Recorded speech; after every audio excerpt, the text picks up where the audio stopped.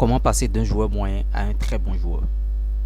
Coucou, salut, j'espère que vous allez très bien. Bienvenue ici on prodigue des conseils bien sûr aux footballeurs ou tout autre acteur intervenant dans ce secteur. Donc si vous partagez cette thématique, vous savez ce qu'il y a à faire. Poussez cette chaîne, likez la vidéo et si vous n'êtes pas encore abonné, abonnez-vous. Chap. Actuellement, il y a beaucoup de bons joueurs, actuellement il y a beaucoup de moyens joueurs. Seulement que le problème, personne ne veut de joueurs moyens, personne ne veut de bons joueurs. Je vous surprends. On veut que de très bons joueurs dans les clubs aujourd'hui. Même si on doit recruter dans un club, il faut que vous soyez très bon parce qu'on veut la crème des crèmes. On veut le prochain Lionel Messi, on veut le prochain Cristiano Ronaldo. Tous les clubs sont en train de s'affûter pour pouvoir se procurer ce type de joueurs. Maintenant, si tu n'es pas dans cette 32 joueurs, c'est-à-dire un très bon joueur, vraiment j'ai une mauvaise nouvelle pour toi. Il te sera très difficile de passer au haut niveau. Maintenant, moi je te donne l'opportunité de passer d'un joueur moyen, de passer d'un joueur bon à un joueur très bon. Je te prie, je t'en prie bien sûr de suivre cette vidéo du début jusqu'à la fin afin de savoir ce qu'il faut faire, les tenants et les aboutissants, les étapes à suivre pour pouvoir passer ce gros palier. Je prends le cas de quelqu'un. Bon, si tu es un footballeur, tu es dans cette situation, toi-même tu es conscient de ta forme, tu sais que bon, ça ne va pas, tu n'es pas très bon, que tu es moyen, tu n'es pas encore bon, tu es moyen. Parce que dans cette vidéo, on va aller step by step, étape par étape, c'est-à-dire joueur moyen, joueur bon et joueur très bon. Je ne dirais pas bon, joueur médiocre, non, je ne dirais pas ça, joueur moyen, c'est-à-dire tu n'es pas bon, tu n'es pas encore très bon. Qu'est-ce qu'il faudra faire? Le joueur moyen ne peut pas travailler 3 fois par semaine comme en club amateur. Parce que je suppose que tu es actuellement dans un club amateur ou bien même si tu es dans un club un peu huppé et tu sens que tu es moyen et tu as des difficultés souvent à briguer un nouveau contrat, à signer tes contrats. Il faut que tes agents parlent du matin jusqu'au soir avant que tu ne signes le Graal chaque fois. Il faut te remettre en question parce que sur le terrain, ça ne va pas encore top. Donc ce qu'il faudra faire, la première des choses, c'est ne plus te consacrer à ces 3 séances d'entraînement en club, ou bien à ces 4 séances, ou bien à ces 6 séances d'entraînement en club. Si dans ton club vous vous entraînez lundi, mardi, mercredi, jeudi, vendredi, je suppose, samedi vous jouez, dimanche repos. Si vous entraînez 5 fois dans ton club, essaie toi de t'entraîner 10 fois. C'est-à-dire tu dois avoir du travail individuel.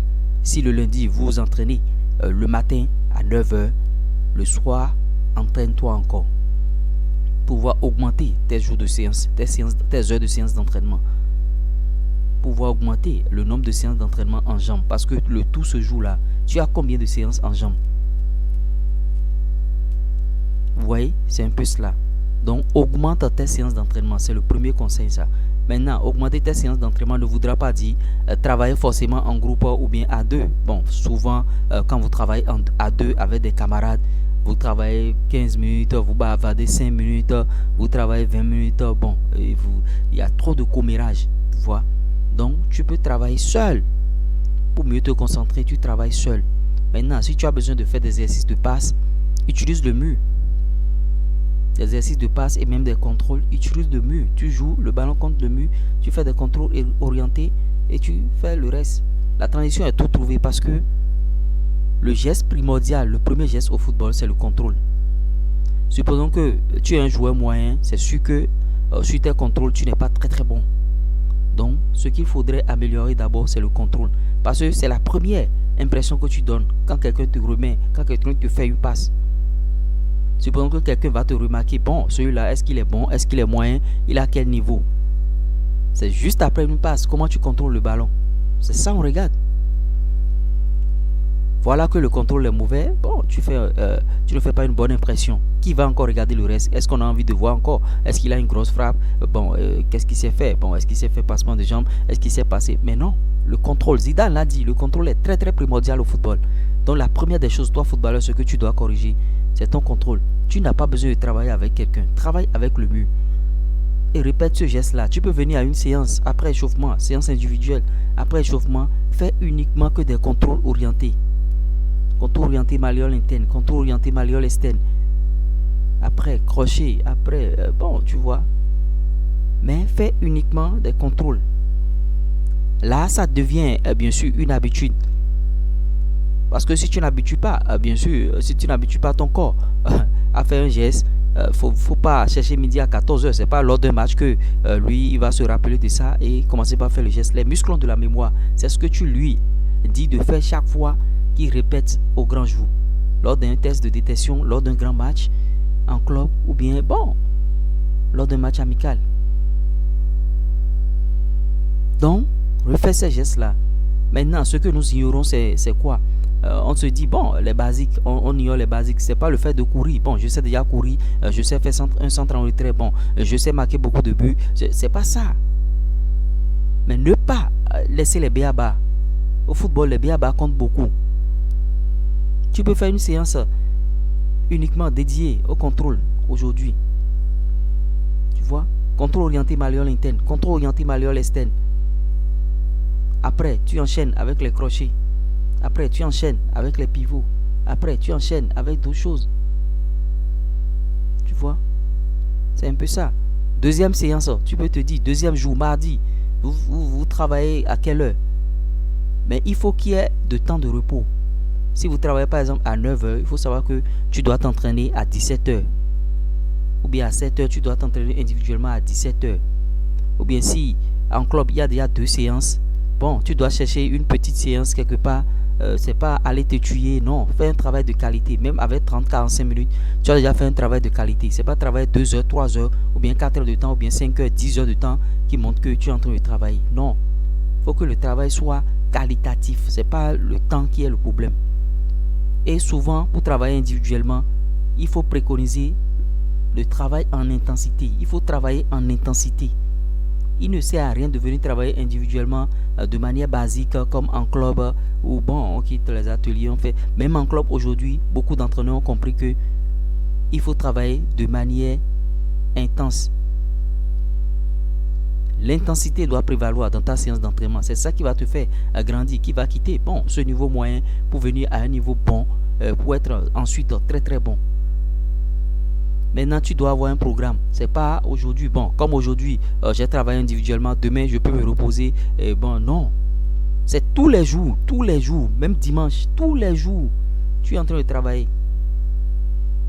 Parce que si tu ne travailles pas comme ça, il n'y a rien pour toi.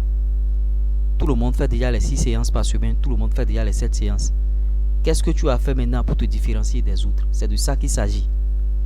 Maintenant, l'autre secret encore, c'est quoi? Si vous avez séance d'entraînement en club, si vous avez séance d'entraînement, je suppose à 10h, sois là au plus tard à 8h30, 8h45, 9h et commence par travailler avant tout le monde. Cherche à travailler plus que tout le monde.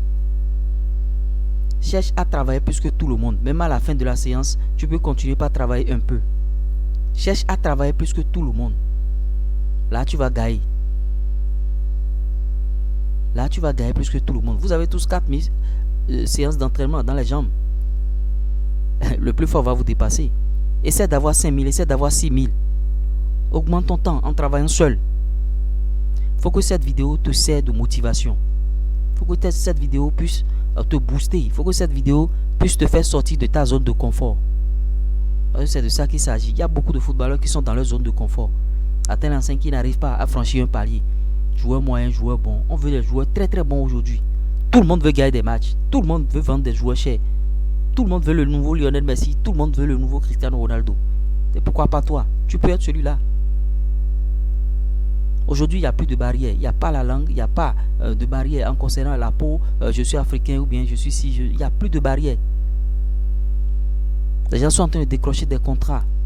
Des jeunes de 17 ans, 18 ans sont en train de tout faire pour avoir le niveau. C'est-à-dire à 17 ans, il est déjà prêt. À 18 ans, il est déjà prêt. Et pourquoi pas toi?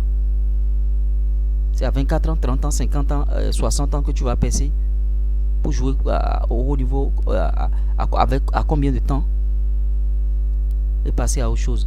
Parce que tu as une carrière à construire. Et la carrière footballistique, c'est au plus 10 ans.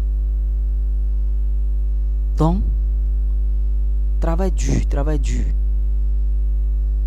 Augmente tes séances d'entraînement. Il faut te priver de beaucoup de choses, des sorties inutiles, en boîte de nuit, des sorties avec des camarades et tout. Il faut te priver de tout ça et concentre-toi sur ton travail. Le contrôle, c'est très important. La première impression.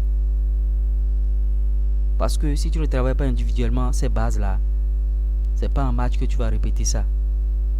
Faut pas que c'est quand le ballon commence par venir que tu vas dire quel contrôle je vais faire. Non. Le corps s'est déjà préparé pour ça. Et le corps sait que bon, paf, le ballon est venu de telle manière. Allez, c'est tel contrôle. Les muscles ont de la mémoire. Les muscles ont de la mémoire. C'est ce que tu lui dis de faire qu'il fait. Il n'y a pas midi à chercher à 14h.